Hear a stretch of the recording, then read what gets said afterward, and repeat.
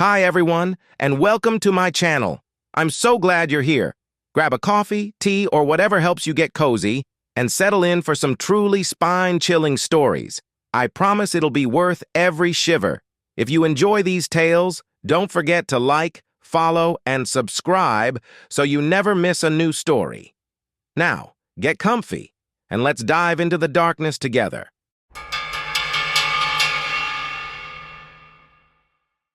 The legend of the Black Volga has haunted Russian and Eastern European cities for decades, rooted in the Soviet era, a time of political secrets and constant fear. The story centers around a sleek, ominous black Volga car, recognizable by its shiny white rims and dark curtains. And in some versions, the car even has small horns where side mirrors should be. During the 1970s, whispers spread that this mysterious car would appear in the quiet streets at night, out of nowhere, gliding silently despite its size and abducting anyone unlucky enough to cross its path. The Black Volga wasn't an ordinary car. Witnesses claimed that it moved without a sound and seemed to choose its targets deliberately, especially children and young adults who were alone at night. Once someone disappeared, they were gone without a trace. No witnesses, no clues, nothing to help grieving families. Fear spread that those taken by the Volga were sold into slavery, or worse, offered up as sacrifices to sinister supernatural forces. Different theories tried to explain the dark motives behind these abductions. Some believed the driver of the Volga was a KGB agent, seizing people for reasons known only to the government.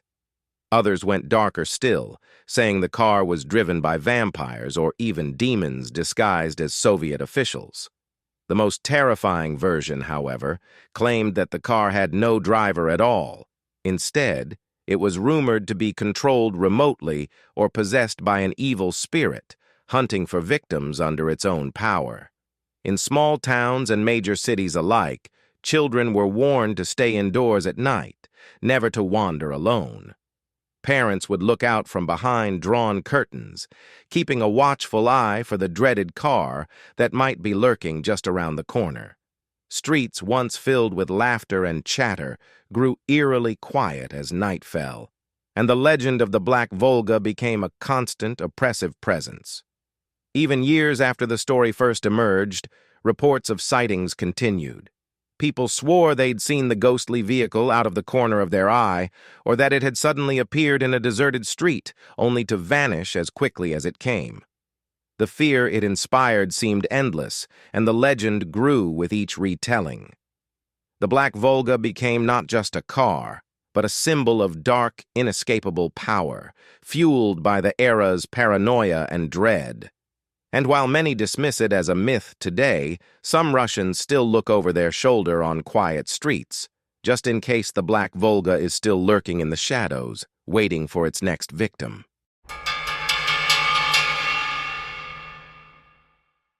The house on the embankment is one of Moscow's most infamous landmarks, a massive stone complex built in the 1930s under Stalin's orders. It stands near the Moskva River, a symbol of Soviet power and luxury. At least it was for a time. This upscale apartment complex was initially meant to house high-ranking Soviet officials, intellectuals, and prominent artists. But hidden beneath its glamorous facade is a dark legacy that haunts its hallways to this day. During Stalin's purges, the building became a site of fear and tragedy. As the Great Terror swept through the Soviet Union, residents of the house on the embankment began to disappear. It often happened at night. Black cars would pull up silently, officials would enter, and the next day, an apartment would be left empty. Neighbors would look away, pretending they hadn't seen anything, knowing that speaking up might result in their own disappearance.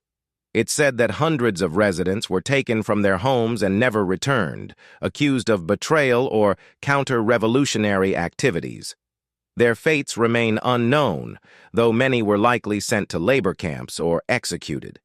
Today, those who live or work in the building report chilling experiences. Some see shadowy apparitions wandering the hallways, dressed in old-fashioned clothing, often with faces that appear hollow or distorted. Others claim to hear soft, muffled footsteps that stop just as they turn to look, or feel a sudden, inexplicable chill in certain rooms and stairwells.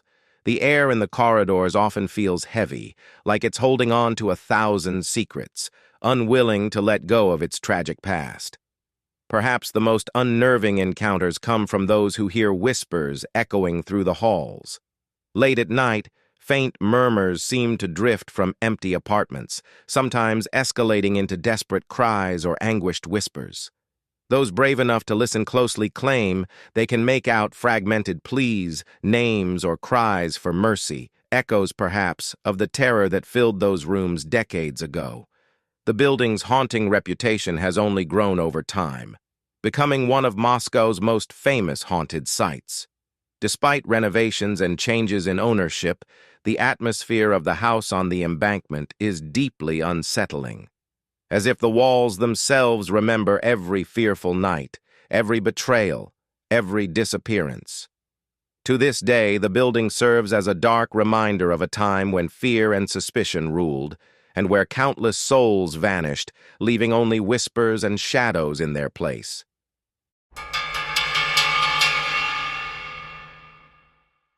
The story of the Queen of Spades is a well-known urban legend in Russia, a chilling tale of a paranormal ritual passed down through generations. According to legend, those brave enough, or foolish enough, to summon the Queen of Spades could encounter a ghostly, sinister woman whose origins are shrouded in mystery. Some say she was a woman who committed suicide. Others claim she was betrayed or met a tragic death, her spirit now trapped between worlds and eager to be called forth. The ritual to summon her is simple but unnerving. You must wait until midnight, the hour when the veil between worlds is believed to be thinnest. Then, with a piece of red lipstick or chalk, you draw a doorway and a staircase on a mirror. Once this is done, you look into the mirror and say 3 times, "Queen of Spades, come." According to legend, the moment you finish the incantation, a dark, shadowy figure with a haunting smile may start to emerge in the reflection, a ghostly woman known only as the Queen of Spades. Witnesses describe her as having long black hair and a face that is both beautiful and terrifying, with a smile that sends chills down the spine. She reportedly stares deeply into the eyes of the one who called her, a gaze filled with malice, and sometimes her smile widens unnaturally, stretching her face in ways that aren't human. Some who've seen her claim they were unable to move, as if her eyes held them in place, frozen by fear and an invisible force. But summoning the Queen of Spades is not without consequences. She is known to curse those who dare to call upon her. Those who summon her have reportedly experienced nightmares, feelings of being watched, and strange scratches appearing on their skin. In the worst cases, people claim that the queen reaches through the mirror, her hands cold and skeletal, grabbing hold of them to pull them into her mirror world. Once there, they're said to be lost, trapped within her realm of shadows and unable to return. In schools across Russia, children dare each other to try this ritual, treating it as a test of bravery. But most never make it past the first chant before fear takes over. Those who do try often swear never to do it again. They leave the mirror marked, smudged with hurried attempts to erase the doorway they drew, hoping they haven't accidentally left an open portal for the Queen of Spades to return. The legend of the Queen of Spades endures, an ever-present reminder that some doors, once opened, cannot be closed, and some spirits once called cannot be banished. Those who've glimpsed her icy smile are left with a lifelong warning: never meddle with forces you don't understand.